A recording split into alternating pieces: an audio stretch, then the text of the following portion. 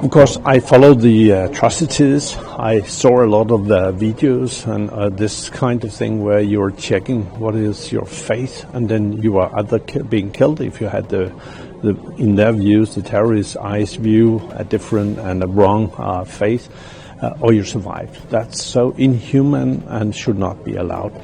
I praised also in Danish medias the resolute actions by India. And India, not for the first time, but this in a very curtailed but also very specific way, really said to the instigators and Pakistan, stop this. If not, then you will face even more stronger consequences. So all my praises for a resolute and very action-driven response to terror.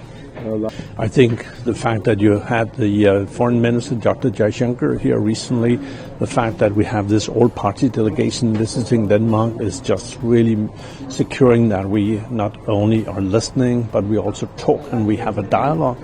And now it's time for us standing shoulder by shoulder to take actions. Pakistan has to be called for its atrocities, and Pakistan has to be brought to justice. So the rope is very, very short, and be afraid if you don't follow what India has told you.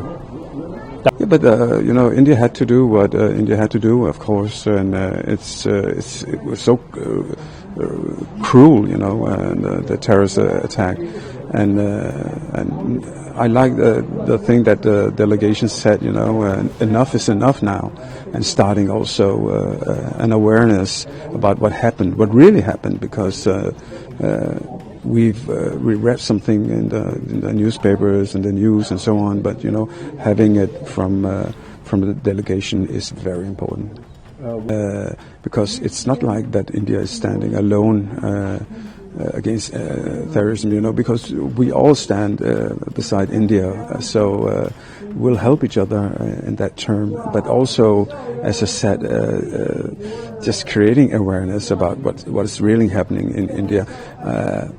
I've got family in India, and they've told me what really happens there. I've got family in the armed forces as well. And they've been telling me for many years how many terrorist attacks there's been and how many dead people, the last 20 years.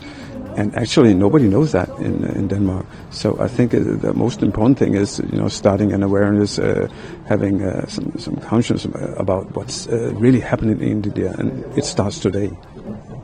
I think it's a big day for democracy in Denmark, that our democratic big brother, now where our American friends are having their own fights between themselves, I think India comes forward.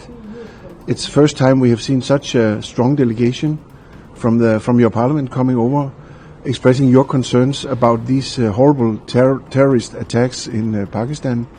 And I think it binds ourselves together.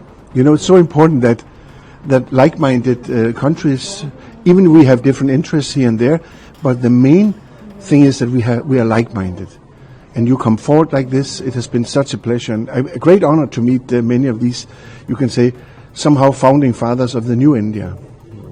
I mean, if somebody attacks your house in a cruel way, we have to respond. And I think this is what some of these terrorist groups, they have never understood, that it has a price. It's the same over here. We were shocked by reading about this attack, also because we all remember the horrible attack on the Taj Hotel some years back. It brought everything up again, and it reminded us that this is a global disease, and democracies have to really strike back. People who try to undermine democracy, they should be able to pay the price. And the funny part is that they always shout like crazy when you go back and say, hey, now you put to responsibility of your actions. But that is what we have to do as democracies. We have to fight back, and we have to do it together. And we are really grateful that we have like-minded friends in India, even coming here to our doorstep. So that's wonderful.